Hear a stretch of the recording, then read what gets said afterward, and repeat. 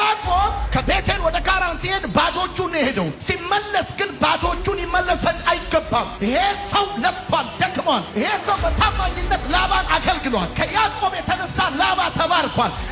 በላባ ፊት ያዕቆብ ታማኝ እንደሆነ እግዚአብሔር የመሰከረለት ካሳ ከፍሎት ነው። ላባ ይነጠዋል፣ እግዚአብሔር ይከፍለዋል።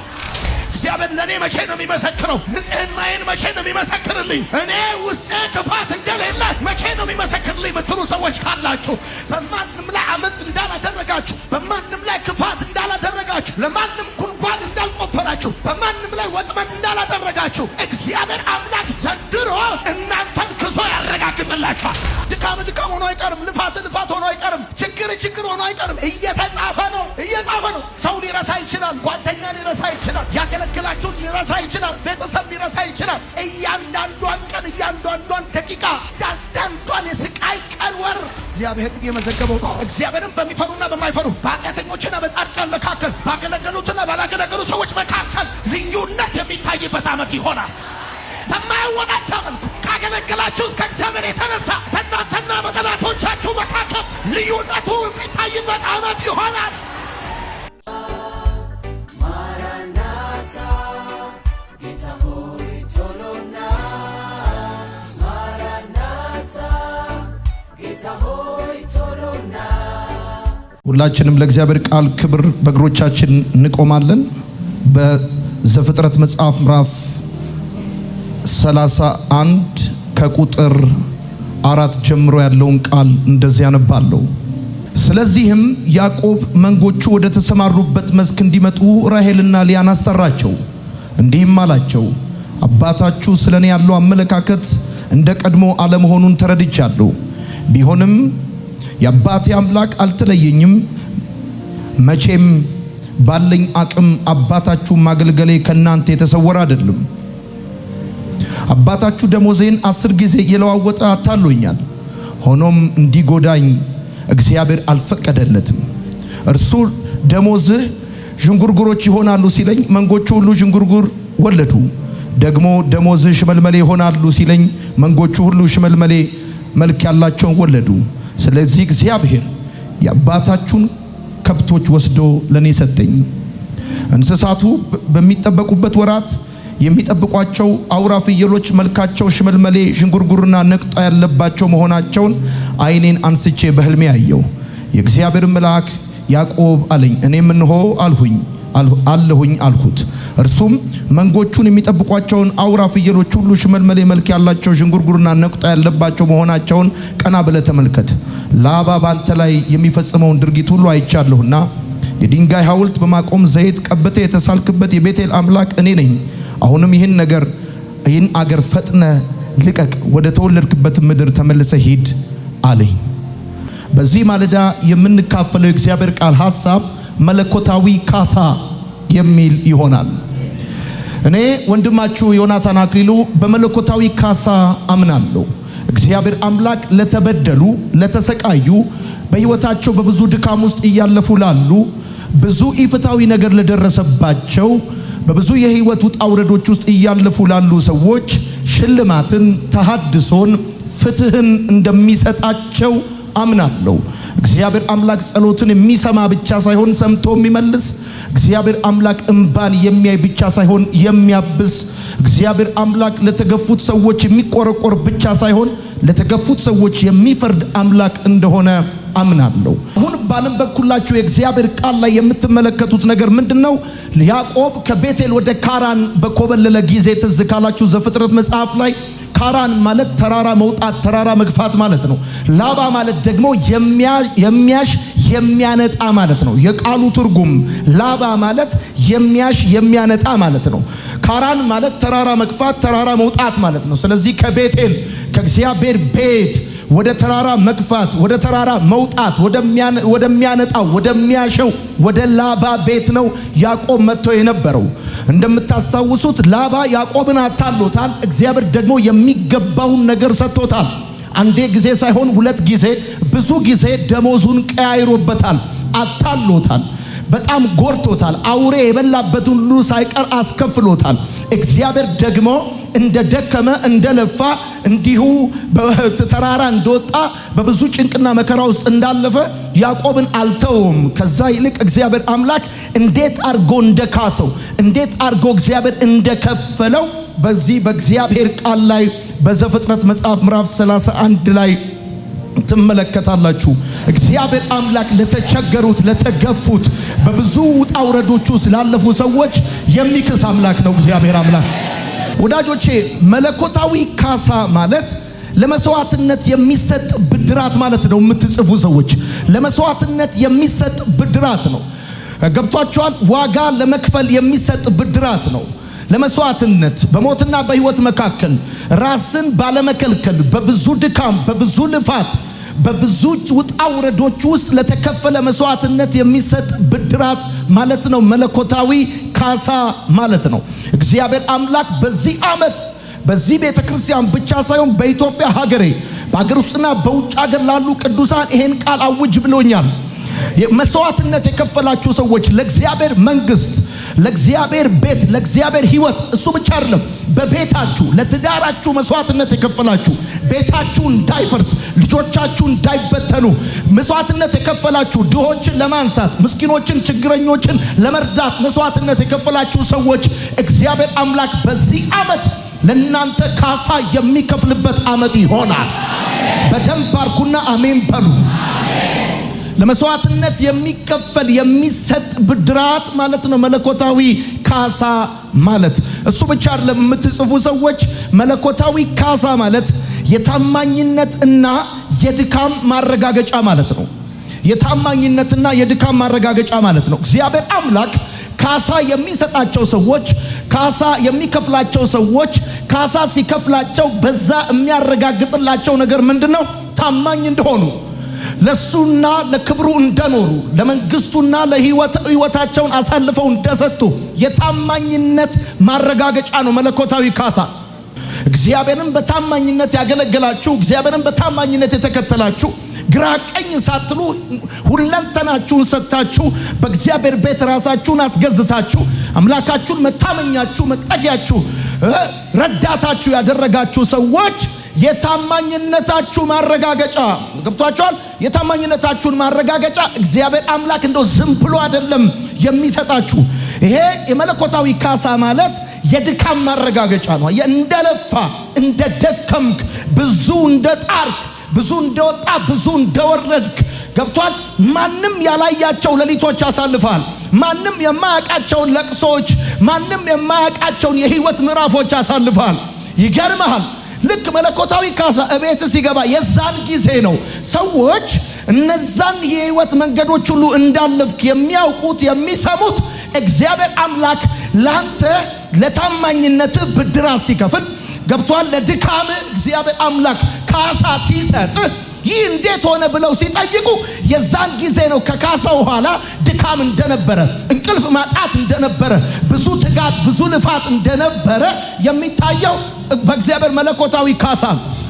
ያዕቆብ ከካራን ወደ ቤቴል ሲመለስ ከቤቴል ወደ ካራን ሲሄድ ባዶ እጁን ሄደው በትር ይዞ ነው ሄደው። ሲመለስ ግን ባዶ እጁን ይመለስ አይገባም። ይሄ ሰው ለፍቷል፣ ደክሟል። ይሄ ሰው በታማኝነት ላባን አገልግሏል። ከያዕቆብ የተነሳ ላባ ተባርኳል። ያዕቆብ ሲመለስ ምንም እንዳልደከመ እንዳልለፋ ላቡን እንዳላፈሰሰ ባዶ እጁን መመለስ የለበትም። በላባ ፊት ያዕቆብ ታማኝ እንደሆነ እግዚአብሔር የመሰከረለት ካሳ ከፍሎት ነው። ላባ ይነጥቀዋል፣ እግዚአብሔር ይከፍለዋል። አሜን በሉ በደንብ አድርጋችሁ። ላባ ይነጥቀዋል፣ እግዚአብሔር ይከፍለዋል። አሁን አንድ የትንቢት ቃል ልናገር ነው። ሰው የነጠቃችሁ ሰዎች ዘንድሮ እግዚአብሔር ይከፍላችኋል።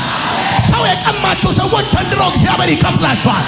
ሰው የወሰደባችሁ ሰዎች ዘንድሮ እግዚአብሔር ይሰጣችኋል። ተደባርኩና አሜን በሉ።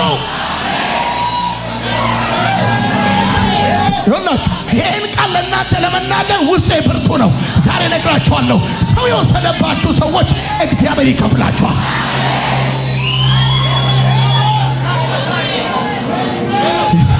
መለኮታዊ ካሳ የታማኝነት ማረጋገጫ ነው። ወዳጆቼ ያዕቆብ ላባን ያገለገለው በታማኝነት ነው። አላጭበረበረውም፣ አልወሰደበትም፣ አልቀማውም፣ አንድም አልሰረቀውም። ነገር ግን በታማኝነት ነው ያገለገለው። ለራሔል በታማኝነት ነው የተገዛው። ለሌያ በታማኝነት ነው የተገዛው። መንጎቹን በጎቹን ሲጠብቅ በታማኝነት ነው። ሕይወቱን ሰጥቶ ነው ያገለገለው። ነገር ግን ይገርማቸዋል፣ ላባ ያታልለው ነበረ። ላባ ደሞዙን ይቀማው ነበረ። እግዚአብሔር አይቻለሁ አለው። መጣና ሌሊት ላይ ነገረው። አይቻለሁ እንዳጭበረበረ አይቻለሁ። ላባ ድካምህን እንዳታለለ አይቻለሁ። እኔ ከፍልሃለሁ አለው። አይንን ቀና አድርግና ተመልከት አለው። ዛሬ ነግራችኋለሁ፣ እግዚአብሔር ምስክሬ ነው። እግዚአብሔር በጓዳችሁ በቤታችሁ እስከምትደነቁ ድረስ ደሞዛችሁን ይከፍላችኋል። የተነጠቃችሁ ሰዎች ይመለስላችኋል። የተወሰደባችሁ ሰዎች ይመለስላችኋል።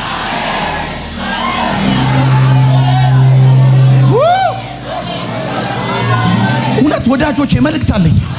ቤተሰቦቼ መልእክት አለኝ። ቤተሰቦቼ መልእክት አለኝ። መለኮታዊ ካሳ ወዳጆቼ ለመስዋዕትነት የሚሰጥ ብድራት ነው። ለመስዋዕትነት የሚሰጥ ብድራት ነው። ደግሞ ይሄን ቃል ጌታ እንደሰጠኝ ከኔ ጋር ላለፈው 9 እና 10 ዓመት ያገለገላችሁ ሰዎች ጸልዬላችኋለሁ። እኔ ታየው እንጂ እናንተ አልታያችሁም። እኔን አመሰገኑኝ እንጂ አንዳንድ ሰዎች እናንተ አልተመሰገናችሁም። ይሄ ማለት ግን አልደከማችሁም ማለት አይደለም። እግዚአብሔር አምላክ ለከፈላችሁት መስዋዕትነት ማንም ሳያያችሁ ዝቅ ብላችሁ ላገለገላችሁት አገልግሎት፣ ለሄዳችሁባቸው ርቀቶች፣ ለተቀበላችኋቸው ስድቦች፣ ለተቸገራችኋቸው ችግሮች እግዚአብሔር አምላክ ዘንድሮ ብድራታችሁን ይከፍላችኋል። አሜን በሉ። በደንብ አድርጋችሁ ይከፍላችኋል። ይከፍላችኋል። ይሄ ዓመት የመለኮታዊ ካሳ ዓመት ነው። ሴ አሜን፣ ሴ አሜን። አሜን ነው ወዳጆቼ። ቃል አለኝ። ጌታ መልእክት ሰጥቶኛል። ጌታ መልእክት ሰጥቶኛል። ያዕቆብ እንደዚህ ያለ ራሔልና ሊያን ጠራቸው። አባታችሁ ስለኔ ያለው አመለካከት ጥሩ እንዳልሆነ አውቃለሁ። በጣም ብዙ ጊዜ ከፍቶብኛል። ብዙ ጊዜ ደሞዜን ቀያይሮታል። እግዚአብሔር ግን ከፈለኝ። አሁን እግዚአብሔር ተነሳና ወደ ቤቴል ውጣ እያለው ነው። ወዳጆቼ ሄሎ፣ ወደ ላባ ሲመጣ ባዶ እጁን የመጣው ሲመለስ ግን 2 ክፍል ሰራዊት ሆኖ ነው የተመለሰው። ሰውየው 2 ክፍል ሰራዊት የሆነው ሰርቆ አይደለም፣ እግዚአብሔር ከፍሎት ነው። ሴ አሜን። እንደሱ አይደለም። አሜን እንድትሉ እግዚአብሔር ያዕቆብ ባለ 2 ክፍል ሰራዊት የሆነው ሰርቆ አይደለም፣ እግዚአብሔር ከፍሎት ነው። እግዚአብሔር እንደዚህ በላቸው ይለኛል፣ በዚህ ዓመት ህይወታችሁ ቶታሊ ይቀየራል። ባለ 2 ክፍል ሰራዊት ትሆናላችሁ። ሰርቃችሁ አጭበርብራችሁ አይደለም፣ እግዚአብሔር ከፍሏችሁ ታሪካችሁ ይቀየራል። ይወድስ እጃችሁ ከላይ ይሆናል። ጳውሎስ እንደዚህ ያለ የሰበክንላችሁን ቃል እንደ እግዚአብሔር ቃል ስለተቀበላችኋል። ይሄን ቃል እንደ እግዚአብሔር ቃል ከተቀበላችሁ አትጠራጠሩ። በዚህ ዓመት እግዚአብሔር አምላክ እንደዚህ ያደርግላችኋል። አሜን ነው። በጣም ደስ የሚል ነገር ልነግራችሁ። ደስ የሚል ነገር ይሄን ነገር የሚቀበል ሰው እንዲሰማ ይፈልጋሉ። የመጀመሪያው ነገር ልንገራችሁ፣ መለኮታዊ ካሳ የንጽህና ማረጋገጫ። ደስ እንዲላችሁ ፈልጋለሁ። የንጽህና ማረጋገጫ። ማንም ሰው ንጹህ እንደሆናችሁ፣ ማንም ሰው በታማኝነት እንደሰራችሁ እንዳገለገላችሁ፣ እግዚአብሔርን በእውነት እንደተከተላችሁ ላይመሰክርላችሁ ይችላል። ነገር ግን የእግዚአብሔር ካሳ እጃችሁ ሲገባ የዛን ጊዜ የሚረጋገጠው ምን እንደሆነ ልንገራችሁ። መለኮታዊ ካሳ ዲቫይን ኮምፐንሴሽን ምን መሰላችሁ? የንጽህና ማረጋገጫ። መንፈሳችሁ ንጹህ፣ ልባችሁ ንጹህ፣ ውስጣችሁ ንጹህ፣ እጃችሁ ንጹህ እንደሆነ በማንም ላይ አመጽ እንዳላደረጋችሁ፣ በማንም ላይ ክፋት እንዳላደረጋችሁ፣ ለማንም ጉድጓድ እንዳልቆፈራችሁ፣ በማንም ላይ ወጥመድ እንዳላደረጋችሁ እግዚአብሔር አምላክ ዘንድሮ እናንተን ክሶ ያረጋግጥላችኋል። እንደዚህ አይነት ሰዎች አሉ እዚህ መካከል በሚዲያ የሚከታተሉ። እግዚአብሔር ለኔ መቼ ነው የሚመሰክረው? ንጽህናዬን መቼ ነው የሚመሰክርልኝ? እኔ ውስጤ ክፋት እንደሌለ መቼ ነው የሚመሰክርልኝ የምትሉ ሰዎች ካላችሁ እግዚአብሔር ንጽህናችሁን የሚመሰክረው በምንድነው ካላችሁ፣ በካሳ ይከፍላችሁና ንጽህናችሁን እግዚአብሔር ይመሰክራል። አሜን። በደንብ አድርጋችሁ ያላገባችሁ ወጣት ሴቶች፣ ስራ ያልተሳካላችሁ ወጣት ወንዶች፣ በአቋራጭም በልዋጭም በአማራጭም ብዙ ሁኔታ ላይ መምጣት ስትችሉ ያልመጣችሁ ሰዎች እግዚአብሔር አምላክ ንጽህናችሁን የሚመሰክርበት ዓመት ነው። የልባችሁን ቅንነት፣ የእጃችሁን ቆሻሻ አለመሆን እግዚአብሔር እያንዳንዱ የምነግራችሁ ቃል ይሄን ቃል ዶንት ፎርጌት። እግዚአብሔር አምላክን በታማኝነት እንዳገለገላችሁ እጃችሁም ንጹህ ልባችሁም ንጹህ እንደሆነ በማንም ላይ አመጽ እንዳላደረጋችሁ እግዚአብሔር አምላክ የሚመሰክርበት ዓመት ይሆናል። የሚመሰክርበት ዓመት ይሆናል። ለምን መሰላችሁ? የተበላን ዘመን የተወሰደን ድካም መልሶ ሊያመጣ የሚችል ሕግ ይርጋ ያገደውን በፍትሐ ብሔር በመና የማይመለስ ወንጀለኛ መቅጫ የማይመልሰውን ሲከፈላችሁ የዛን ጊዜ እላችሁ ይሄንን ንጹህ ሰው ካልሆነ በስተቀር ቃሉን እናንብቡ። ዘፍጥረት መጽሐፍ ምዕራፍ 20 ዘፍጥረት መጽሐፍ ምዕራፍ 20 አብርሃምም አቤሜሌክን እንደዚህ ያለው እዚህ ቦታ ፈርሃ እግዚአብሔር ኤሎሂም አለመኖሩን ተገነዘብኩ አለው። ሰዎቹም ለሚስቴ ሲሉ ይገሉኛል ብዬ ሰጋው።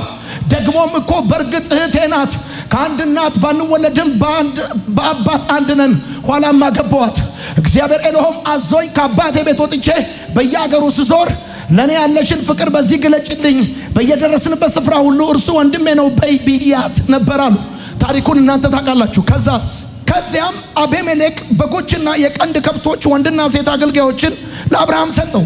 ሚስቱንም ሳራን መለሰለት። አቤሜሌክም አብርሃምን እነሆ አገሬ አገር ናት፣ በፈቀድክበት ስፍራ መኖር ትችላለህ አለው። ሳራም እነሆ ለወንድምሽ ለአብርሃም 1000 ጥሬ ብር እሰጠዋለሁ፣ ሳራንም እሰጠዋለሁ። ይህም በአንቺ ላይ ለተፈጸመው በደል ካሳ እንዲሆንና አብረውሽ ያሉ ሁሉ እንዲያውቁት ነው። በዚህም ንጽህናሽ ይረጋገጣል።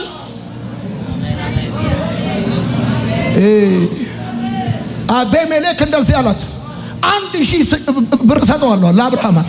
በዚህ አለ አብረውሽ ያሉ ሁሉ አንቺ ንጹህ እንደሆንሽ ንጽህናሽ እንዲረጋገጥ ይሄንን ካሳ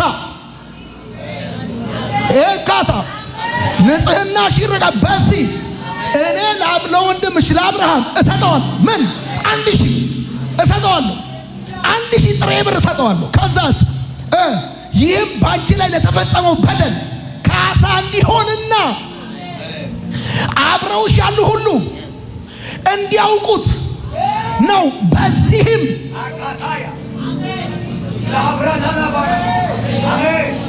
ወንድሙ ነኝ ያልሽው ልታታልይ ፈልገሽ እንዳልሆነ እሱን ልትተይ ፈልገሽ እንዳልሆነ አንቺ ንጹህ እንደሆንሽ አብረውሽ ያሉ ሁሉ ወቅት አይታ ስልጣን ያለው አይታ ከዳችሁ እንዳይሉሽ እዛ ከና አብርሃም ጋር ያለ ጠቅላላ ከሷ ጋር ያለ ጠቅላላ እቺ ወቅት አድቫንቴጅ ፕሌየር ነች እንዳይሉሽ አንቺ ንጹህ እንደሆንሽ በዚህ ይረጋገጣል። መለኮታዊ ካሳ ወዳጆቼ፣ ይኸውላ ካሳ የንጽህና ማረጋገጫ። ለምሳሌ የመኪና ካሳ ኢንሹራንስ በሚከፈላችሁ ጊዜ ስትገጩና ስትገጩ አንድ አይደለም። አያችሁ፣ መጥቶ ትራፊኩ አረጋግጦ ንጹህ መሆን ይመሰከርልሃል። ስለዚህ ይህ ዓመት ብሎኛል ጌታ የመለኮታዊ ካሳ ዓመት ነው ማለት። ለምሳሌ እናንተ ቤት ዝግ ማህፀን ይከፈታል፣ በዚህ ንጽህናሽ ይረጋገጣል። የሆነ ሰው የሆነች ልጅ በደንብ አድርጋ አሜን እንድትል ፈልጋል። በዚህ ዓመት እግዚአብሔር የሥራ በር ይከፍትልሻል፣ ንጽህናሽ ይረጋገጣል። በዚህ ዓመት እግዚአብሔር አምላክ ከጉባኤ መካከል በማታውቂው ሰው በኩል ጠርቶ ቅባት በላይሽ ላይ ያፈሳል። በዚህም ንጽህናሽ ይረጋገጣል። በእጅሽ ላይ ቆሻሻ እንደሌለ፣ በልብሽ ላይ ክፋት እንደሌለ። አሚን ነው። እስቲ በደንብ አሚን በሉ። መለኮታዊ ካሳ የንጽህና እሺ፣ እንቀጥል። ኢሳይያስ 35 ከቁጥር 3 እስከ 4 እንደዚህ ይላል። የደከሙትን እጆች አበርቱ፣ የላሉትንም ጉልበቶች አጽኑ። የሚፈራ ልብ ላላቸው እንዲበሉ በርቱ፣ አትፍሩ። ከዚህ በኋላ ያለውን ቃል ነው የምፈልገው። አትፍሩ፣ አምላካችሁ ይመጣል፣ ሊበቀል ይመጣል። እርሱም ብድራቱን ይዞ ሊያድናችሁ። ብድራት የሚለው ካሳ ነው። ብድራቱን ይዞ ካሳውን ይዞ ቆይ ከዛ በፊት እንደዚህ ይላችሁ አምላካችሁ ይመጣል። እኔ ሳነበው እናንተ አሜን በሉ። ይመጣል ያልኳችሁ አንድ የሆነ ግን ታዋቂ ግለሰብ አይደለም። ቃሉ የሚለው አምላካችሁ ይመጣል። ኦ ማይ ጋድ አምላካችሁ ይመጣል። ሊበቀል ይመጣል። ብድራታችሁን ይዞ ይመጣል። ቆይ ልጨምርላችሁ። አሁን መስከረም ወር ብድራታችሁን ይዞ ይመጣል። ጥቅምት ላይ ብድራታችሁን ይዞ ይመጣል። ህዳር ላይ ብድራታችሁን ይዞ ይመጣል። ታኅሳስ ላይ ብድራታችሁን ይዞ ይመጣል። ጥር ላይ፣ የካቲት ላይ፣ መጋቢት ላይ፣ ሚያዝያ ላይ፣ ግንቦት ላይ ብድራታችሁን ይዞ ይመጣል። እንደ ደከማችሁ አትቀሩ፣ እንደ ለፋችሁ አትቀሩ። የዓመቱ መጀመሪያ ነው። ብዙ መተተኛ፣ ሟርተኛ፣ ደጋሚ አለ፣ ምቀኛ አለ፣ አንተ ላይ ይመትታል፣ አዋራ ይበትናል። እሱን እየገለበጥን ነው። ከጳጉሜ ወር ጀምሮ ኃይሉን አድሶ እንደገና ቅጠል በጥሶ በመቃብር አፈር በዶሮ አንጀት ሲመትት የነበረ ይስማ። አምላካችሁ ይመጣል። ብድራቱን ይዞ ይመጣል። ብድራታችሁን ይዞ ይመጣል። ኦይ ለምንድን ነው የሚመጣው የሚለውን ነግራችኋለሁ። እንቀጥላለን። አሁን ኢሳይያስ 40 እንደዚህ ይላል፣ እነሆ ልዑል እግዚአብሔር በኃይል ይመጣል፣ ክንዱ ስለ እርሱ ይገዛል። እነሆ ዋጋው ከእርሱ ጋር ነው፣ የሚከፍለውም ብድራት አብሮታል። ወዳጆቼ እንደዚህ ብላችሁ እንድጽፉ ፈልጋለሁ። በዚህ ስፍራ በኢሳይያስ 35 እና 40 ላይ እግዚአብሔር የሚመጣው ለምን መሰላችሁ? ህዝቡን ወክሎ ሊሰራ ነው የሚመጣው። ጻፉ። ህዝቡን ወክሎ ሊሰራ ነው የሚመጣው። ህዝቡን ወክሎ ሊሰራ እንደሚመጣ ከዚህ ቀጥሎ ባለው ጥቅስ ውስጥ ትመለከታላችሁ። እግዚአብሔር አምላክ በዚህ ዓመት ወደ እያንዳንዳችሁ ህይወት ይመጣል። የሚመጣው ደግሞ እናንተን ወክሎ ሊሰራ። በአጭር አማርኛ መለኮታዊ ካሳ ማለት ይሄ ዓመት የአዝመራ ዓመት ነው ማለት እግዚአብሔር እናንተን ወክሎ የሚሰራበት ዓመት ነው ማለት። እንዴት ካላችሁ ይሄው እንደዚህ ይላል። ምን እንደሚሰራ ተመልከቱ። መንጋውን እንደ እረኛ ያሰማራል፣ ጠቦቶቹ በክንዱ ይሰበስባል፣ በቅፉም ይይዛቸዋል፣ የሚያጠቡትንም በጥንቃቄ። ይሄ የእረኛውን ስራ ወክሎ እግዚአብሔር የሚሰራውን ስራ ነው የሚናገረው። መለኮታዊ ካሳ ሲባል ምን መሰላችሁ? እግዚአብሔር እናንተን ወክሎ ሲሰራ ማለት ነው። ስለዚህ 2018 ዓመተ ምህረታችሁ አሜን ብሎ የሚወስድ ሰው ካለ እግዚአብሔር እናንተን ወክሎ በየመስሪያ ቤቱ የሚገባበት ዓመት ነው። እግዚአብሔር እናንተን ወክሎ ስራችሁን የሚሰራበት ዓመት ነው። ሄሎ ሰው ወክላችሁ የምታውቁ ሰዎች የቱንም ያህል ብትወክሉት እንደናንተ የእናንተን ያህል አይሰራም። እግዚአብሔር ግን እናንተን ወክሎ ሲሰራ ከእናንተ በላይ ይሰራል። እስክትገረሙ ድረስ ይሰራል። እስቲ አሜን በሉ በደንብ አድርጋችሁ። እግዚአብሔር ይመጣል። ብድራቱን ይዞ ይመጣል። ሲመጣ ለእናንተ ሊሰራ ይመጣል። እናንተን ወክሎ የሚሰራበት ዓመት ይሆናል። እናንተን ወክሎ ይከራከራል። እናንተን ወክሎ ያስፈጽማል። እናንተን ወክሎ ያስከፍታል። እናንተን ወክሎ ይከፍላል። እናንተን ወክሎ ይሰበስባል። እሺ እንደዚህ ይላል። እንደዚህ እነሆ ልዑል እግዚአብሔር በኃይል ይመጣል። ኦኬ ይመጣል። እሺ ይምጣ።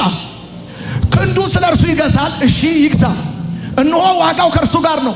ደስ ይለኛል። ምንም ችግር የለም። የሚከፍለውን ብድራት አብሮታል። ምን ሊያረግ ነው እግዚአብሔር የሚመጣው? ክንዱ ከእርሱ ጋር ይገዛል። ምን ሊያረግ? እንደዚህ ሊያረግ መንጋውን እንደረኛ ያሰማራል። ስለዚህ ይሄ ማለት ነው መልካም እረኛ መንጋውን ሲያሰማራ በለመለመ መስክ እንጂ የሚያሰማራው በደረቅ ስፍራ ያሰማራል። ስለዚህ በዚህ ዓመት ማጨድ ያለባችሁን ታጭዳላችሁ፣ መስራት ያለባችሁን ትሰራላችሁ። እግዚአብሔር ያሰማራችኋል። እመኑና አሜን በሉ። እግዚአብሔር ያሰማራችኋል፣ ያሰማራል። ከዛ ጠቦቶቹን በክንዱ ይሰበስባል፣ በእቅፉም ይይዛቸዋል። አንደኛ ፕሮቪዥን ወደ አቅርቦት ወዳለበት መግቦት ወዳለበት ያሰማራል። ሁለተኛው ሐሳብ የሚናገረው ፕሮቴክሽን ነው። በክንዱ ይሰበስባል፣ በእቅፉም ፕሮቴክት ያረጋቸዋል። አሁን እግዚአብሔር ሲመጣ ፕሮቴክት ያረጋ። ከዛስ የሚያጠቡትንም በጥንቃቄ ይመራል። ሰው እንደዚህ ነው ይላችሁ። እኔ ከመምጣቴ በፊት እንደዚህ ጸልዬላችኋል። በማለዳ ነው የመጣሁት ወደዚህ ቤት። እንደዚህ ጸልዬላችኋል። ይሄ ዓመት ከየትኛውም ጊዜ በተለየ መልኩ የታላቅ ጥንቃቄ ዓመት ይሆናል። የታላቅ ጥንቃቄ ጠላት እንዲጆ እድል ፋንታ በቤታችሁ የሚያጣበት ዓመት ይሆናል። ይሄ የሚሆነው ደግሞ ከእናንተ ጠንቃቃነት የተነሳ ሳይሆን እግዚአብሔር በዚህ ዓመት የሚያጠቡትን በጥንቃቄ ይመራል እንደሚል እግዚአብሔር ለእናንተና ለቤታችሁ ይጠነቀቃል። እግዚአብሔር ለስራችሁ ይጠነቀቃል። እግዚአብሔር ለሕይወታችሁ ይጠነቀቃል። አሜን በሉና ውሰዱ። ይጠነቀቃል። ይጠነቀቃል። እንዴት ይሆናል? ነገሩ ከባድ ነው፣ ውጊያው ታላቅ ነው የምትሉ ሰዎች እግዚአብሔር አምላክ እንደዚህ ይላችኋል፣ እጠነቀቅላችኋለሁ። አሜን ነው ወይ? እስቲ አሜን በሉ። ስለዚህ የምትጽፉ ሰዎች መለኮታዊ ካሳ እግዚአብሔር ለእናንተ የሚሰራበት ማለት ነው። እግዚአብሔር ለእናንተ የሚሰራበት ማለት ነው። እግዚአብሔር ለእናንተ ይሰራል ማለት እግዚአብሔር ለእናንተ ሲሰራ የእናንተን አቅም ተጠቅሞ ሳይሆን የራሱን አቅም ተጠቅሞ ነው የሚሰራው። እግዚአብሔር እናንተን ወክሎ የሚሰራበት ዓመት ነው ማለት እግዚአብሔር አምላክ የእናንተን ችሎታ፣ የእናንተን ኔትወርክ፣ የእናንተን ዕውቀት ተጠቅሞ ሳይሆን የራሱን አቅም ተጠቅሞ ለእናንተ የሚሰራበት ዓመት።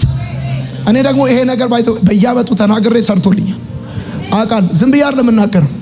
በነገራችን ላይ ዝም ብዬ እንደማልናገር የምታውቁት የሆነ ነገር አስቤ ጠብቄ ምናምን አይደለም። ከ2 ወር በፊት እዚህ ቤት ሆኜ የሚቀጥለው ዓመት አለኝ ጌታ የአዝመራ ዓመት ይሆናል አለ። አሜን ነው። እስቲ አሜን በሉ። አሁንም መልእክት አለኝ። አሜን ብሎ ለሚቀበል ደስ ለሚለው ለሚፈልግ መልእክት አለኝ። የምስራች እበሉ። አልመሰላችሁም እንጂ እየተጻፈ ነበር። እግዚአብሔር አምላክ የመታሰቢያ መዝገብ አለው። መጽሐፍ ቅዱስን ስታነቡት የመታሰቢያ መዝገብ አለው። የእያንዳንዱን መስዋዕትነት፣ የእያንዳንዱን ጸሎት፣ የእያንዳንዱን ድካም፣ የእያንዳንዱን እንባ የሚመዘግብበት የመታሰቢያ መጽሐፍ አለው። እግዚአብሔር አምላክ የመታሰቢያ መዝገብ አለው። የብዙ ሰዎች የእያንዳንዱ ሰው ድካም የሚመዘገብበት፣ የእያንዳንዱ ሰው ለቅሶ የሚመዘገብበት፣ የእያንዳንዱ ሰው ድካም የሚመዘገብበት በእግዚአብሔር ዘንድ አለ። የመታሰቢያ መጽሐፍ አለ፣ መዝገብ አለ። መለኮታዊ ካሳ ዓመት ነው ብዬ ስላችሁ ምን ማለት እንደሆነ ቀጥዬ ያሳያችኋል። በሚልኪያስ መጽሐፍ ምዕራፍ 3 ቁጥር 16 እስከ 18 እንደዚህ ይላል። ተመልከቱ። በዚያን ጊዜ እግዚአብሔርን የሚፈሩ ሰዎች እርስ በርሳቸው ተነጋገሩ። እግዚአብሔር አዳመጠ፣ ሰማቸው። እግዚአብሔርን ለሚፈሩና ስሙን ለሚያከብሩ በእርሱ ፊት የመታሰቢያ መጽሐፍ ተጻፈ። እግዚአብሔርን ለሚፈሩና ስሙን ለሚያከብሩ ሰዎች በእርሱ ፊት የመታሰቢያ መጽሐፍ ተጻፈ። ሄሎ፣ እግዚአብሔር የምትፈሩ ሰዎች፣ እግዚአብሔርን የምታከብሩ ሰዎች እንኳን ደስ አላችሁ። በእርሱ ፊት የመታሰቢያ መጽሐፍ አለ። ሰው ሊረሳ ይችላል፣ ጓደኛ ሊረሳ ይችላል፣ ያገለግላችሁት ሊረሳ ይችላል፣ ቤተሰብ ሊረሳ ይችላል። የማይረሳ በፊቱ የመታሰቢያ መጽሐፍ ተዘጋጅቷል። ይገርማል። የሰማኝ ያለ ሰው ካለ የእያንዳንዱ ሰው ድካም እዚህ መጽሐፍ ላይ ይጻፋል። ልፋቱ ይጻፋል፣ ቅንነቱ ይጻፋል፣ ትጋቱ ይጻፋል፣ እንባው ይጻፋል፣ ለቅሶ ይጻፋል፣ እንቅልፍ ማጣቱ ይጻፋል። የመለኮታዊ ካሳ ዓመት ነው ማለት ይሄ መጽሐፍ ሲከፈት ማለት ነው። ቆይ ታውቃላችሁ? ይሁን እኔን እግዚአብሔር እንባ የሚያስቀምጥበት ብርጭቆ እንዳለው ታውቃላችሁ? በእግዚአብሔር ፊት የፈሰሰ እንባ የሚጠራቀምበት ቃል፣ ድካም የሚመዘገብበት መጽሐፍ አለ። መጽሐፍ ቅዱሳችሁ የሚነግራችሁ ምን መሰላችሁ? አንተ እንደዚህ ይላል። መዝሙር 56 አንብቡት። እንደዚህ ይላል። I love this word. ሰቆቃዬን መዝግብ፣ እንባዬን በዕቃ አጠራቅም። ላለፈው 1 ዓመት 2 3 4 5 ዓመት ያለቀሽት እግዚአብሔር እንባሽን የሚያጠራቅምበት ዕቃ እንዳለው ታውቂያለሽ? እነዛ ለቅሶችሽ፣ እነዛ እንባዎችሽ፣ እነዛ ሰቆቃዎችሽ፣ እነዛ የችግር ወራቶችሽ ከንቱ ሆነው እንዳልፈሰሱ፣ ከንቱ ሆነው እንዳልቀሩ በእግዚአብሔር ፊት እንደተጠራቀሙ ዳዊት ሲናገር እንደዚህ ያለ ሰቆቃዬን መስክብ እየጻፈ ነው በእግዚአብሔር ፊት። ድካም ድካም ሆኖ አይቀርም፣ ልፋት ልፋት ሆኖ አይቀርም። ገብቶሃል? ችግር ሆኖ አይቀርም። እየተጻፈ ነው፣ እየጻፈ ነው። እያንዳንዷን ቀን፣ እያንዳንዷን ደቂቃ፣ እያንዳንዷን የስቃይ ቀን ወር እግዚአብሔር እየመዘገበው ነው። ከዛ እንደዚህ ያለ እንባይን በቃ አጠራቅም፣ ሁሉስ በመዝገብ የተያዘ አይደለምን? ሁሉ በእግዚአብሔር መዝገብ የተያዘ። ሰው ሊረሳ ይችላል፣ ሰው ሊክድ ይችላል። ሁሉ በእግዚአብሔር መዝገብ ተመዝግቧል። ለምሳሌ ወዳጆቼ እንዲህ ብላችሁ ጻፉ። መለኮታዊ ካሳ ጻፉ። መለኮታዊ ካሳ የልዩነት መታወቂያ ነው። የልዩነት መታወቂያ ነው። በእናንተና በሌሎች መካከል ልዩነት የሚታወቀው መለኮታዊ ካሳ ሲሰጣችሁ እንደዚህ ይላል። በዚያ ጊዜ እግዚአብሔር የሚፈሩ ሰዎች እርስ በርሳቸው ተነጋገሩ፣ እግዚአብሔር ማዳመጠ፣ ሰማቸው። እግዚአብሔርን ለሚፈሩና ስሙን ለሚያከብሩ በእርሱ ፊት የመታሰቢያ መጽሐፍ ተጻፈ። ከዛስ እኔ በምሰራበት ቀን እነርሱ የገዛ ገንዘቤ ይሆናሉ። እነማ? እግዚአብሔርን የሚፈሩና የሚያከብሩት ይሆናሉ። ከዛስ ይላል እግዚአብሔር ጸባኦት፣ አባት የሚያገለግለው ልጁን እንደሚታደግ ሁሉ እኔ እታደጋቸዋለሁ። ከዛስ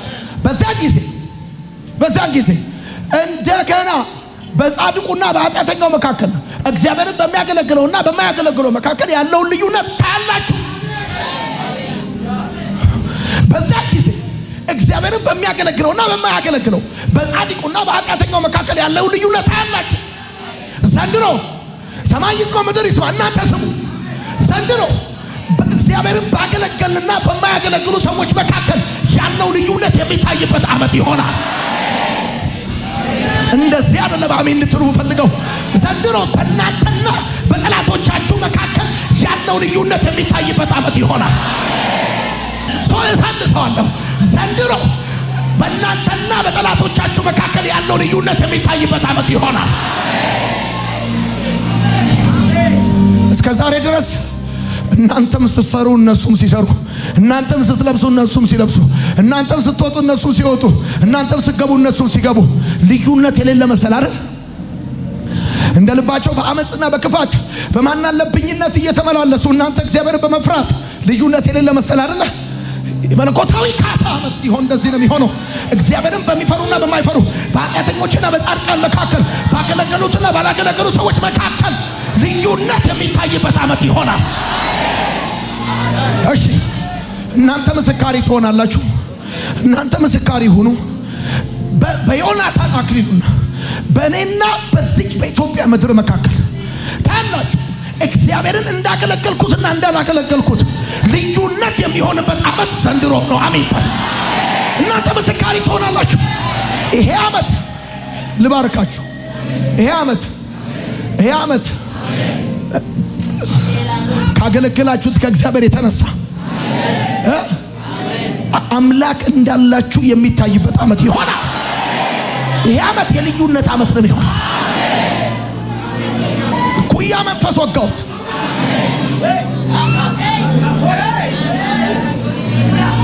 ቆይ ተባረኩ። ቁጭ በል።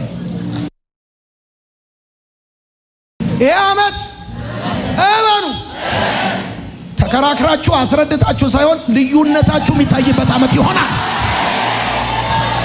እንደውም እንግሊዘኛ ላይ እስከዚህ ማድላችሁ እናንተ the difference is visible የሚባልበት ዓመት ይሆናል። እግዚአብሔር ምስክር። በማያሻማ መልኩ በማያወጣጣ መልኩ ካገለገላችሁት ከእግዚአብሔር የተነሳ በእናንተና በጠላቶቻችሁ መካከል ልዩነቱ የሚታይበት ዓመት ይሆናል። እግዚአብሔር እንደዚያ ነው። በዚያን ጊዜ እግዚአብሔርን የሚፈሩ ሰዎች እርስ በርሳቸው ተነጋገሩ።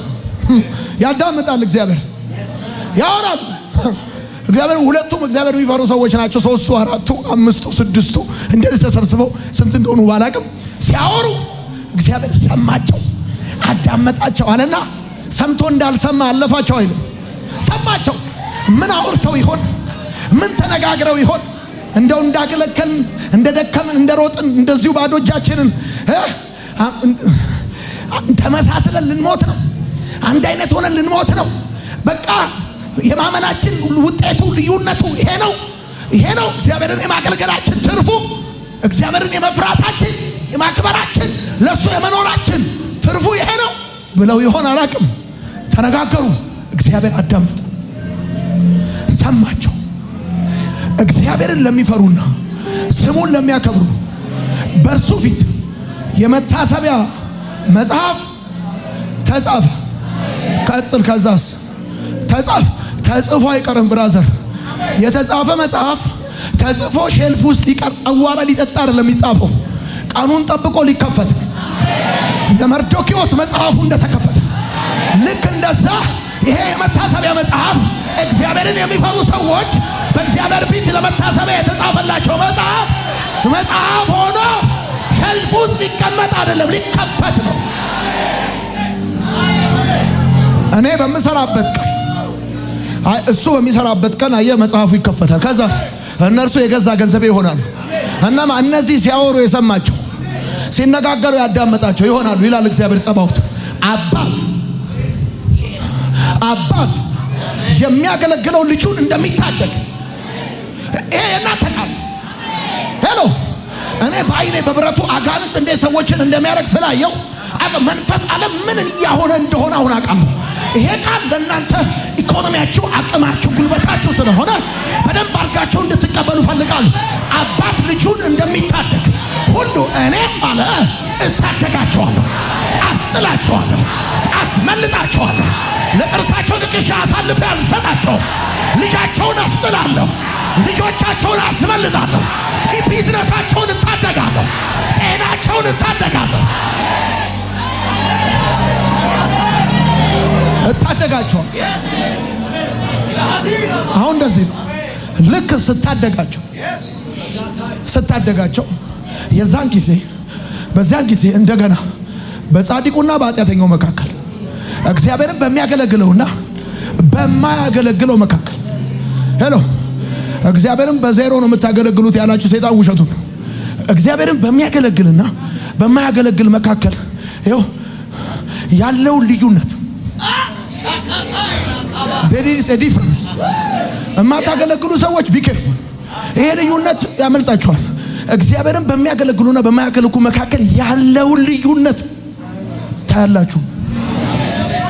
እነዚህ እግዚአብሔርን የሚያገለግሉ ሰዎች መሄጃ አጥተው ስራ ፈተው ጫማቸውን ጨርሰው አይደለም የተመላለሱት።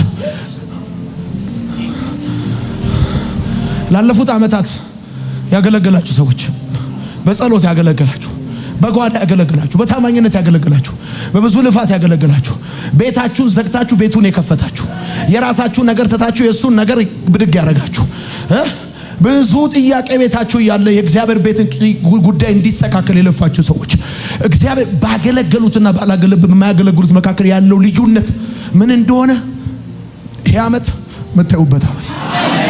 ተባረኩ። ቁጭ በሉ። አሚን ነው። ለምሳሌ ብላችሁ ጻፉ።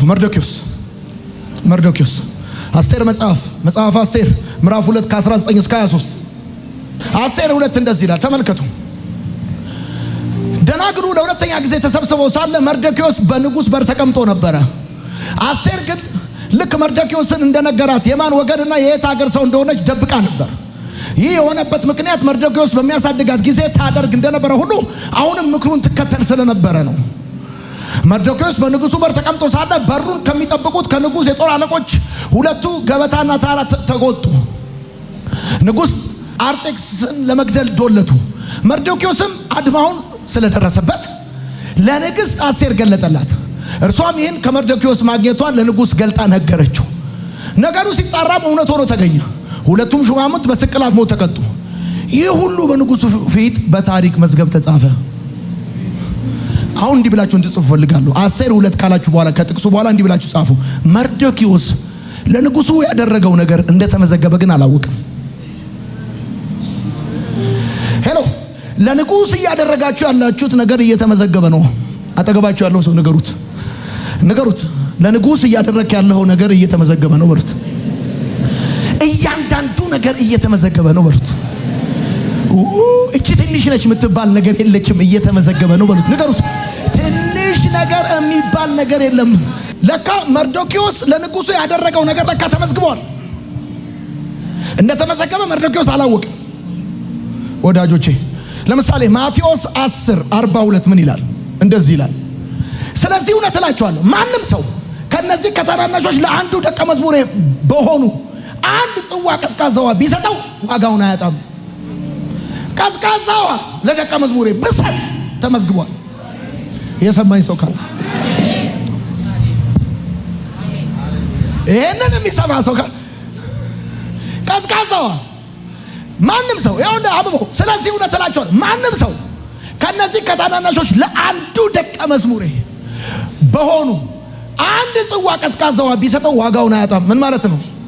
በውሃ ደረጃ ትንንሽ ነው የሚባል ነገር እንኳን ይመዘገባል። በእግዚአብሔር ፊት ለመታሰቢያ የሚከፈት መዝገብ አለ፣ ይመዘገባል። ቀዝቃዛ ውሃ ብትሰጠው ይመዘገባል። ለምሳሌ ዮናታን ብድግ አድርገህ እንዲከፍተ የሰጠኝ ውሃ ይመዘገባል። እኔ ልረሳ እችላለሁ፣ ሰማይ መዝግቧል። የሰማኝ ሰው ካለ ለሆነ አገልጋይ፣ ለሆነ ሰው፣ ለሆኑ ቅዱሳን፣ ለሆኑ ቤተሰቦች አይደለም ህይወታችሁን፣ እድሜያችሁን፣ ላባችሁን፣ ጊዜያችሁን፣ ትዳራችሁን አፍስሳችሁ አይደለም ቀዝቃዛ ውሃ ሰጣችሁ ይመዘገባል። ዋጋውን አያጣም። መርዶክዮስ እንደተመዘገበ አላውቅም። አስቴር 6:1 ጀምሮ እንደዚህ ይላል፣ በዚያች ሌሊት ንጉሥ እንቅልፍ መተኛት አልቻለም። ስለዚህ በዘመነ መንግስቱ የተመዘገበው የታሪክ መጽሐፍ ቀርቦ እንዲነበብለት አዘዘ። ብራዘር፣ በእግዚአብሔር ፊት ለመታሰቢያ የሚጻፈው መጽሐፍ ሼልፍ ላይ አዋራ እንዲጠጣ ሳይሆን ቀኑን ጠብቆ እንዲከፈት ነው። ንጉሥ እንቅልፍ እምቢ አለ። ከዛስ የታሪኩ መዝገብ መጥቶ እንዲከፈት እንዲነበብለት አዘዘ። ምን ላችሁ ፈልጌ ነው? እያንዳንዱ ያለፋችሁበት መንገድ፣ የከፈላችሁት ዋጋ፣ ያፈሰሳችሁት ላብ፣ ያለቀሳችሁት ለቅሶ እግዚአብሔር እንባ የሚያጠራቅምበት ዕቃ አለው። ዳዊት እንባ በምታስቀምጥበት ዕቃ እንባዬን አለው ሰቆቃዬን መዝግብ፣ ሁሉስ በአንተ ዘንድ የተመዘገበ አይደለም? ሁሉም ሰዎች ሸምጥጠው ሊሆን ይችላል፣ ክደው ሊሆን ይችላል፣ አይናቸውን በጨው አጥበው ሊሆን ይችላል፣ ታግዘው እንዳልታገዙ፣ ተረድተው እንዳልተረዱ፣ ሆኖላቸው እንዳልሆነላቸው ዘንግተው ሊሆን ይችላል። እግዚአብሔር ግን መዝግቧል፣ አስቀምጦታል፣ ጽፎታል። ይሄ ለመታሰቢያ ጽፎታል እግዚአብሔር። መርዶክዮስን በህዝቡና በጠላቱ ፊት አከበረው፣ ሞገስ ደረበለት። እግዚአብሔር አምላክ ሞገስ ደረበለት፣ ጠላቶቹን አሳፈረለት፣ ታማኝነቱን አሳዩ። አሁን በዚህ ዓመት የሚሆነው ነገር ልንገራችሁ። በህዝብ ሁሉ፣ በዘመድ ሁሉ፣ በጓደኛ ሁሉና በጠላታችሁ ፊት እግዚአብሔር አምላክ ያከብራቸዋል፣ ሞገስ ይደርብላቸዋል፣ ታማኝነቱን ያሳያቸዋል። እግዚአብሔር በህዝብ ሁሉና በጠላታችሁ ሁሉ ፊት እግዚአብሔር አምላክ ያከብራቸዋል፣ ሞገስን ይደርብላቸዋል፣ ታማኝነቱን ያሳያቸዋል። አጠገባችሁ ያለውን ሰው ያዙትና ይሄ ዓመት የእግዚአብሔርን ታማኝነት የምታይበት ዓመት ነው ማለት። ይሄ ዓመት የእግዚአብሔርን ታማኝነት የምታይበት ዓመት ነው። እንዴት አድርጌ እንደምነግራችሁ አላውቅም። ይሄ ዓመት ጋድ ፌዝፉል እንደሆነ፣ ታማኝ እንደሆነ፣ እንደማይጥል፣ እንደማይረሳ፣ እንደማይከዳ፣ ወቅት አይቶ እንደማይታጠፍ፣ እንደ ሰው እንዳልሆነ የምታይበት ዓመት ነው። አሜን በል። በደንብ አድርግና አሜን በል። ትዝ ይላችኋል ማርቆስ 10:28-31 እንዲህ ብላችሁ ጻፉ። ዋጋችን በሰማይም ነው በምድርም ነው። ማን ነው ዋጋችንን በሰማይ ብቻ ያደረገው? ክርስትና ላም አለኝ በሰማይ ወተቷን ማላይ አይደለም። ሄሎ ክርስትና ሄሎ ዋጋችን ብራዘር በሰማይም ነው በምድርም ነው። እሰልሰዋል። ዋጋችን በሰማይም ነው በምድርም ነው። የአዝመራ ዓመት ነው፣ የደሞዝ ዓመት ነው፣ የካሳ ዓመት ነው ብዬ ስለ ዋጋችን እዛ ሄደን የምንቀበለው ብቻ አይደለም፣ እዚህም የምንቀበለው ነው። ማርቆስ 10:28 እንደዚህ ይላል። ጴጥሮስም እነሆ እኛ ሁሉን ትተን ተከተልንህ። ሌላ ትርጉም እንዲህ ይላል፣ ይለው ጀመር ነው የሚለው። አይ ላቭ ዳት ያን ትርጉም ወደዋል። ይለው ጀመር። ትዝ አለው ጴጥሮስ ታንኮት እዛ ላይ ተው። ጴጥሮስ ወደዋለሁ፣ ጄኒውን ነው፣ ሐቀኛ ነው። ይለው ጀመራል ጴጥሮስ። በቃ እንደ ጴጥሮስ የተሰማውን የሚናገር እኮ የለም። በቃ ውሃም ሲያዩ ሊሄድ ይላል፣ መከራም ካለ ይቅርብ ይላል። ደግሞ ትዝም ሲለው የተወው ታንኳ አሳ አከፋፋይነቱ ትዝ አለ። ይለው ጀመር። እኛ ሁሉን ትተን ተከተልና ሁሉን። ከዛ ጌታ እንደዚህ አሉ። ኢየሱስም መልሶ አለ እውነት እላችኋለሁ ስለ እኔና ስለ ወንጌል ሲል ቤቱን ወይም ወንድሞቹን ወይም እህቶቹን ወይም እናቱን ወይም አባቱን ወይም ልጆቹን ወይም እርሻውን የተወ ሁሉ ባዶውን ይቀራል አላለም። ውልቆ ነው ይቀራል አላለም። የተወ ሁሉ አሁን በዚህ ዘመን ከስደት ጋር ቤቶችን እዛ ጋር የሚለው እንዲህ ነው፣ ቤቱን የተወ ነው የሚለው። አሁን ግን በዚህ ዘመን ከስደት ጋር ቤቶችን የተወቆ ቤቱን ነው። መለኮታዊ ካሳ ግን ቤቶችን የሰማኝ ካለ አሁን በዚህ ዘመን ከስደት ጋር ቤቶችን፣ ወንድሞችን፣ እህቶችን፣ እናቶችን እንግዲህ እናቱን ነው እናቱን ነው የሚለው። አሁን ስክስግን እናቶችን፣ ልጆችን፣ እርሻን 100 እጥፍ የማይቀበል በሚመጣው ዓለም ዋጋችን በሰማይም ነው በምድርም ነው። በሚመጣው ዓለም የዘላለም ሕይወት ይወርሳል። በዚህ ቤቶችን ወጋው፣ ኪራይ ቤት ወጋው፣ ሸቃባ መንፈስ አሚን በል ወጋው፣ ሁሌ ዕቃ መጫን ወጋው። አንተ አሚን በል ነግሬሃለሁ።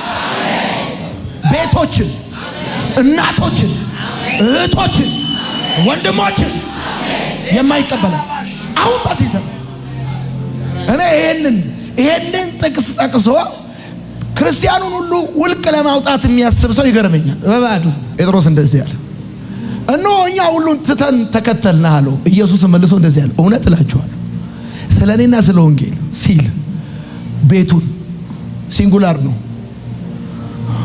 ወንድሞቹን እህቶቹን ወይም እናቱን ሲንጉላር ነው፣ አባቱን ሲንጉላር ነው፣ ወይም ልጆቹን እርሻውን የተወ ሁሉ ከዛስ አሁን በዚህ ዘመን ትንቢት ልናገር፣ ምቀኛ ይመታ በኢየሱስ ስም። ቤቶችን በኢየሱስ ስም ቤቶችን ምን እንደዚህ ነው የሚለው መጽሐፍ። እንደው ከስደት ጋር የቱንም ያህል ስደት ቢኖራል ቤቶችን፣ ከዛስ ወንድሞችን፣ ከዛስ እናቶችን፣ እህቶችን፣ ልጆችን፣ እርሻን 100 እጥፍ የማይቀበል ዋጋችን በሰማይም ነው። እንዲህ ብላችሁ ጻፉ። መለኮታዊ ካሳ 100 እጥፍ ነው ብላችሁ ጻፉ። 100 እጥፍ ጻፉ። እንዲህ ብላችሁ እግዚአብሔር ድካማችንን አይረሳም። ልፋታችንን አይረሳም። ሰውን ይረሳ ይችላል። አበሻ ይረሳል፣ ጴንጤ ሸምጥጣል። ይሄ ሀቅ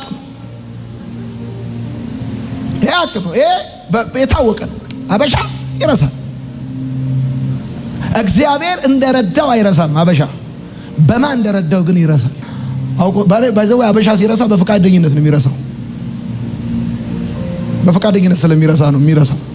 እኔ አሁን ብዙ ሰዎች ቸርነት አድርገውልኛል እና ጌታ ነው ምናምን እና ጌታ ነው ያሳደገኝ ያስተማረኝ ይለዋል። አንዳንድ ሰው አይጣል አሳድገው ቦታ ሰጥተው መኝታ ቤት ሰጥተው ትምህርት ቤት ልከው ስንት ዋጋ ክፍለ ስታበቃ የኔ አባት ከሞተ አንበሳ ውስጥ መርሳቱ ሳያንሰው የሞተ ብሎ ይሰድባል። መልሶ ጥቅሱ ተው ይረሳል። እግዚአብሔር ግን ድካማችን አይረሳም። እኔ ከጌታ ከባረከኝ ነገር አንዱ ከባረከኝ የሰዎችን ውለታ በተቻለኝ መጠን ለማስታወስ ሞክራለሁ። ኤፌሶስ 6:5-8 እንደዚህ ይላል። እግዚአብሔር ድካምን አይረሳም። ይሄ መለኮታዊ ካሳ መጠን አይረሳም። ባሪያዎች ሆይ ለክርስቶስ እንደምትታዘዙ በምድር ጌቶቻችሁ ለሆኑት በአክብሮትና በፍርሃት በቅንነትም ታዘዙ። ለታይታና ከነርሱ ሙገሳን ለማግኘት ሳይሆን እንደ ክርስቶስ ባሪያዎች የእግዚአብሔር ፍቃድ ከልብ በመፈጸም ታዘዟቸው። ሰውን ሳይሆን ጌታን እንደምታገለግሉ ሆናችሁ በሙሉ ልብ አገልግሉ። ምክንያቱም ባሪያም ሆነ ነፃ ሰው ለሚያደርገው በጎ ነገር ሁሉ ሽልማቱን ከጌታ እንደሚቀበል ታውቃላችሁ። ሽልማቱን ከጌታ እንደሚቀበል ታውቃላችሁ። አይረሳም ጌታ አይረሳም። እኔ ልረሳ እችላለሁ፣ ጌታ ግን አይረሳም። የከፈላችሁትን ዋጋ ጌታ አይረሳም። የመጨረሻ እንዲህ ብላችሁ ጻፉ። ድካማችሁ ከንቱ አይደለም። ድካማችሁ ከንቱ አይደለም። ከንቱ አይደለም ድካማችሁ። አንደኛ ቆሮንቶስ መጽሐፍ ምዕራፍ 15 ቁጥር 58 እንደዚህ ይላል፣ ድካማችሁ ከንቱ አይደለም። ስለዚህ የተወደዳችሁ ወንድሞቼ ሆይ ጸንታችሁ ቁሙ፣ በምንም ነገር አትናወጡ፣ ለጌታ ሥራ ዘወትር የምትተጉ ሁኑ። ምክንያቱም ለጌታ የምትደክሙት በከንቱ እንዳልሆነ ታውቃላችሁ። ድካማችሁ ከንቱ አይደለም። ለጌታ የምትደክሙት በከንቱ እንዳልሆነ ታውቃላችሁ። ያው ድካማችሁ ከንቱ አይደለም። አሁን አንዳንድ ጊዜ የከንቱነት ስሜት ይሰማናል። ህይወታችን ከንቱ እንደሆነች፣ ልፋታችን ከንቱ እንደሆነ፣ አገልግሎታችን ከንቱ እንደሆነ በቃ እንደው ዝም ብሎ ዘመኔ አለቀ፣ እንደው ጉልበቴ ጊዜ ሄደ የምትሉ ሰዎች ካላችሁ እናንተ የተሰማችሁን አይነት ስሜት ነብዩ ኢሳይያስም ተሰምቶት ነበር። ኢሳይያስ 49 ቁጥር 3 እንደዚህ ይላል፣ እርሱም እስራኤል ሆይ አንተ ባሪያዬ ነህ፣ በአንተ ክብሬን እገልጣለሁ አለኝ። እኔ ግን እንደዚህ ያለ እርሱ እግዚአብሔር እኮ ነው የሚለው፣ እስራኤል አንተ ባሪያዬ ነህ፣ በአንተ ክብሬን እገልጣለሁ አለኝ። ማይ ጋድ አለኝ። እኔ ግን ዓላማ ሳይኖረኝ እንዲሁ ደከምኩ፣ ምንም ጥቅም የሌለውና ለከንቱ ነገር ጉልበቴን ጨረስኩ ብዬ እኔ ዓላማ ለሌለው ለከንቱ ነገር ምንም ጥቅም ለሌለው ነገር እንዲሁ ጉልበቴን ጨረስኩ። ሆኖም ግን ብድራቴ በእግዚአብሔር እጅ ዋጋዬም በአምላኬ ዘንድ ነው አልኩ። ኢሳይያስን የሚያክል ትልቅ ጃይንት ፕሮፌት የከንቱነት ስሜት ተሰምቶት ነበር። ዓላማ ሳይኖረኝ እንዲሁ ደከምኩ። ሳይኖረኝ የቸርች ሴት ሳገለግል አሁን ደግሞ የሆነ ነገር ሲሉ እንዲሁ በከንቱ ደከምኩ። ምንም ጥቅም ለሌለውና ለከንቱ ነገር ጉልበቴን ጨረስኩ። እሱ ምንድነው የሚለኝ? በአንተ ክብሬን እገልጣለሁ አለኝ። እኔስ ምን ነበር ምለው? ዓላማ ሳይኖረኝ እንዲሁ ደከምኩ፣ ምንም ጥቅም ለሌለውና ለከንቱ ነገር ጉልበቴን ጨረስኩ። ሆኖም ግን ትዝ ሲለኝ ሳስታውስ ብድራቴ በእግዚአብሔር እጅ ዋጋዬም በአምላኬ ዘንድ ነው። ብድራቴ በእግዚአብሔር እጅ ዋጋዬም በአምላኬ ዘንድ ነው አልኩ። አሁን የመጨረሻው ነጥብ ጻፉ። እግዚአብሔር ግን የካሳ አምላክ ነው ብላችሁ ጻፉ። ይህ ዓመቱ የመጀመሪያ ፕሮፌቲካል ቃላችሁ እግዚአብሔር የካሳ አምላክ። ኦኬ አሁን እንዲህ ብላችሁ ጻፉ። አንደኛ ብላችሁ ጻፉ። ከፍ አድርጋችሁ እግዚአብሔር ሊክሳችሁ ሲፈልግ እግዚአብሔር አምላክ ለካሳ ማንንም አያማክርም። እንዳፈሩ ማንንም ዘንድሮ ልጄ ልክሰው ነው ምን ይመስላችኋል? የኢትዮጵያ ወንጌላውያን አብያተ ክርስቲያናት አማኞች ብሎ ማንንም አያማክርም። ጽሕፈት ቤቱን አያማክርም። መንግስትን አያማክርም፣ ጎረቤት አያማክርም፣ ቤተሰብ አያማክርም። ቢያማክር አልቆልን ነበር። ከየጉድጓዱ ልምድ ያለ ምቀኛ ይወጣ ነበር። ፋይል ያዘ፣ ዶሴ ያዘ፣ ሀሳብ አለኝ የሚል የሚል ደግነቱ ኧረ በስመ አብ የሚል አይገባውም የሚል ዋጋ ግን በእግዚአብሔር እጅ ስለሆነ እግዚአብሔር ካሳ ሊከፍል ሲል ማንንም አያማክርም። ይገርማል። አሜን። ለዚህ በደም ወፍራም አሜን አሜን ይባላል። አሜን ይባል። ማንንም ለምሳሌ ጌታ ከመስሪያ ቤቱ በታላቅ ፕሮሞሽን ሌላ ቦታ ሊወስድ ሲል ስራ አስኪያጅሽን አያማክርም። በቃ እሱ ራሱ ድንገት ሰርፕራይዝ ያደርገዋል እግዚአብሔር። እንደውም ዛሬ ባርቃቸዋለሁ። ዘንድሮ ለዘመናት በራችሁ ሲቆልፉ የነበሩ እንዴት እንዳለፋችሁ ግራ እስከሚገባቸው ድረስ እግዚአብሔር ሰርፕራይዝ ያደርጋቸዋል። በጣም ፕሪሺየስ የሆነ ቃል ነው ጌታ። ማንንም እግዚአብሔር እናንተን ለመካስ ዋጋችሁን ለመክፈል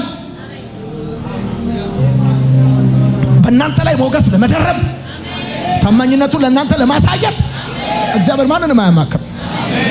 አንድ በሉልኝ። እሱ አንድ አላችሁ? አንድ ብላችኋል? እሺ፣ ሁለት ጻፉ። እግዚአብሔር የካሳችሁ ጊዜ ሲደርስ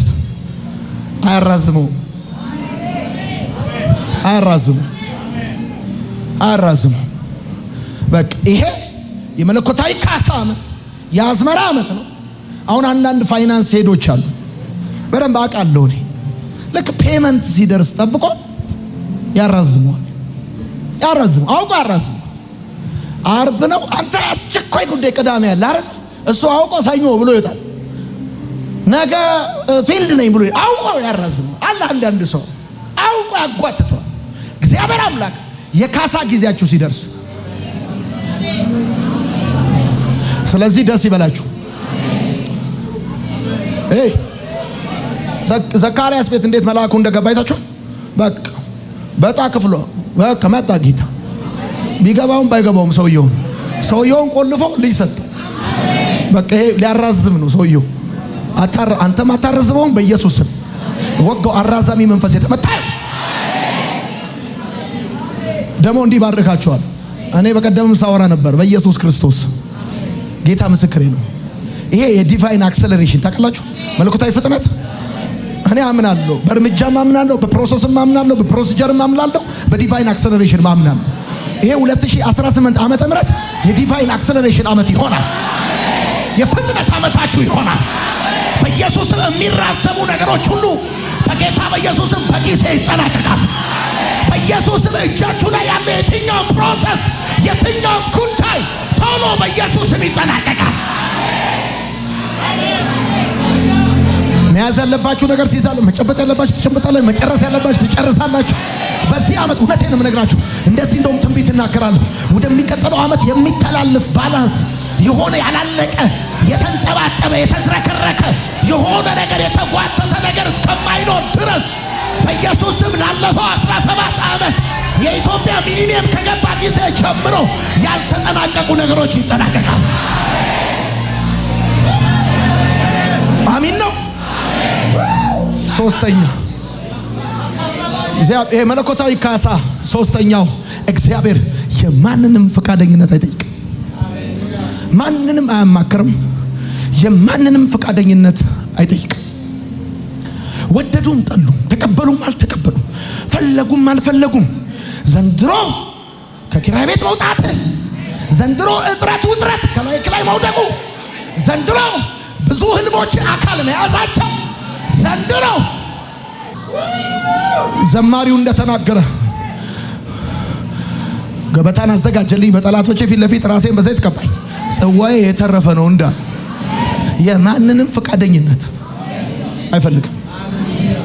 መለኮታዊ ካሳ ብራዘር በእጅ ብልጫ ቢሆን ኖሮ 51 ከመቶ አይደለም ያልጠበቃቸው እጆች ሁሉ ነበር የሚወጡት። ላሳርፈው ነው ሲባል እስቲ አይረፍ ምትሉ ሲባል አንዳንዱ እድል ቢሰጠው እንኳን እጁን እግሩን ያወጣል። አይረፍ አይረፍ ብሎ አይለፍ ብሎ አይሆንላት ብሎ እግዚአብሔር ማዋቂ ነው። የማንንም ፈቃደኝነት አይጠይቅም። አራተኛ ያንተ ማስታወስ አይጠቅምም። ብታስታውስም አታስታውስም። ለምሳሌ አሁን የፈሰሰ እንባ፣ የደከምከው ድካም፣ የተንከራተትከው መንከራተት ረስተዋል።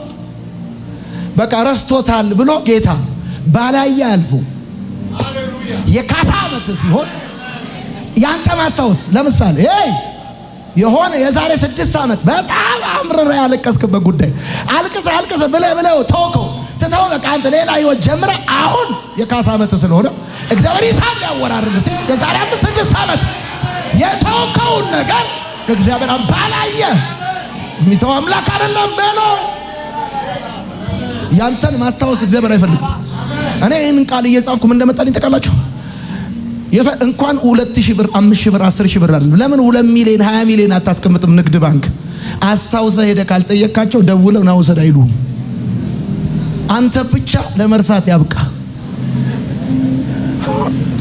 ሄሎ አረዚህ ባለዚህ አካውንት 20 ሚሊዮን አለ ረስተው ነው አላንቀሳቀስከውም ላለፈው 6 ዓመት አይሉም። እንዴት የተባረከ ሰው ነው የሚሉ። በእውነት እግዚአብሔር ስማ እበለኝ። የዛሬ 6 ዓመት አካውንትክ ላይ ፈሶ በእንባ ማስቀመጫ እቃው የገባ ያንባክ አንተ ቆረስተው ሌላ ህይወት ጀምራል። ረስተው ሌላ ህይወት ጀምራ ዘንድሮ ካሳ ሊከፍል ሲል ታማኝ ስለሆነ ያንተን ማስታወስ ስለማይፈልግ የማንም ባለዳ መሆን ስለማይፈልግ እኔ ሂሳብ ተሰርቶ ሲመጣ እጅክ ላይ ነገሩ ሙልት ሲል ኧረ በኢየሱስ ይሄ ምንድን ነው? እሺ የትስ ይለኛል። ይሄስ ምንድን ነው? ይሄማ የዛሬ 9 ዓመት ያኔ በብቸኝነት ምንም ከሌለ ባዶ ሆነ ቤቴን አገለገልክ እንዲያደረክ እንዲሆንክ ተገፋ ተተፋብህ ተናቅ እንደዚህ ነው የሱ ክፍያ ነው። አረ ጌታዊ ነው ረስቼዋለሁ። ያንተ ማስታወስ የኔን ክፍያ አይወስነውም። ዛሬ ነግራቸዋለሁ የረሳቸዋቸው መዝገቦች ይከፈታል። በደም ጩሁና አሜን በሉ። ብታስታውስም ባታስታውስ ሌላው የእግዚአብሔርን ካሳ ጻፉ። ማንም ሊቃወመው አይችልም። ማን የእግዚአብሔርን ካሳ ማንም ሊቃወመው አይችልም። ግብጽ እየተቃወመች አባይ ተገድቦ እንዳለቀ እንዲሁ እየተቃወሙ ያንተ ነገር ተሰርቶ ያልቃል። አሜን በል። ስማ አንድ ነገር ልንገርህ። በቃ ጸሎትን ይሰማል፣ መጽሐፉን ይከፍታል፣ መልአኩን ያዛል። በአመድ ፋንታ ዘውድ፣ በሐዘን ፋንታ የደስታ ዘይት፣ በተስፋ መቁረጥ ፋንታ የምስጋና ካባ ይደርብልሃል። ይደርብልሃል። እደግመዋል። ጸሎትን ይሰማል፣ መጽሐፉን ይከፍታል፣ መልአኩን ይልካል። እንደውም ጌታ ብሎኛል የመለኮታዊ ካሳ ሰራተኛ መልአክ ዘንድሮ በእያንዳንዳችሁ ቤት ይገባል። ስለዚህ ጸሎትን ይሰማል፣ መጽሐፉን ይከፍታል፣ መልአኩን ይልካል። ከዛስ በአመድ ፋንታ ዘውድ፣ በሐዘን ፋንታ የደስታ ዘይት፣ በተስፋ መቁረጥ ፋንታ የምስጋና ካባ ይደርብላል። ዘርጋጅ እንደዚህ አድርገ እንደዚህ ምርቃት እንደሚቀበል እግዚአብሔር ይካስ። ከፍ አድርጋ አሜን በል። እግዚአብሔር ይካስ። ከዚህ ዓለም ከመሄድ በፊት እግዚአብሔር ይክፈል። እግዚአብሔር ጸሎትን ይስማ፣ እንባን ያብስል፣ ሐዘንን በደስታ ይቀይርል። እግዚአብሔር መጽሐፉን ይክፈትል፣ ምድር ኃይሏን ትስጥ። ትልቁ ምርቃቴ የዚህኛው እንደዚህ ነው። ከዚህ ዓለም ከመሄድ በፊት እግዚአብሔር ይክፈል። የድካምህን፣ የልፋትህን፣ ለቅሶህን፣ መከራህን፣ ችግርህን፣ ሰቆቃህን የነዛን ጊዜያቶች ደሞዝ እግዚአብሔር ይክፈል። ጻፉ እንደዚህ ብላችሁ ይሄ ዓመት የደሞዝ ዓመት ነው። መለኮታዊ ካሳ የንጽህና ማሳያ። እዩት እጃችሁ እንደዚህ ብላችሁ እጅ ንጹህ ልብ ንጹህ እንደሆነ የሚታይበት የሚረጋገጥበት ዋው! በከንቱ ነው የገፋ ነው፣ በከንቱ ነው እንደዚህ ያደረግ ነው ማለት ነው። ይኸውልህ ስማ፣ ባይዘው ያሳጥሪው ዮሴፍ ማንም በሌለበት የጴጢፋራ ሚስት ጠርታ እንተኛ አለችው። አንተኛም አለ። ማንም የለም። ከዛስ ጨርቁን ወሰደችበት። እሷ ማስረጃ አላት፣ እሱም ምስካር የለውም። የሚገርመኝ ዮሴፍ እንማል አላለም፣ ምስካር ይጠራልኝ አላለም፣ እግዚአብሔርን ምን አላለም። ዮሴፍ ንጽህናውን እግዚአብሔር የመሰከረለት ጸጉሩን ላጭተው እስር ቤት ከተውት እንዳልነበር እንደገና እግዚአብሔር አምላክ ልብስ አልብሶ ደረቱ ላይ ብረት የብረት ሰረገላ አምጥቶ ከብቷቸው ወንድሞቹ ፊት አልመሰከረለትም። እንደ ሞተ ያወሩ ወንድሞቹ እንደኖረ መስክረዋል። በጴጢፋራ ሚስት ፊት ለፊት በራሱ በጴጢፋራ ፈርዖን ንጹህ ሰው እንደሆነ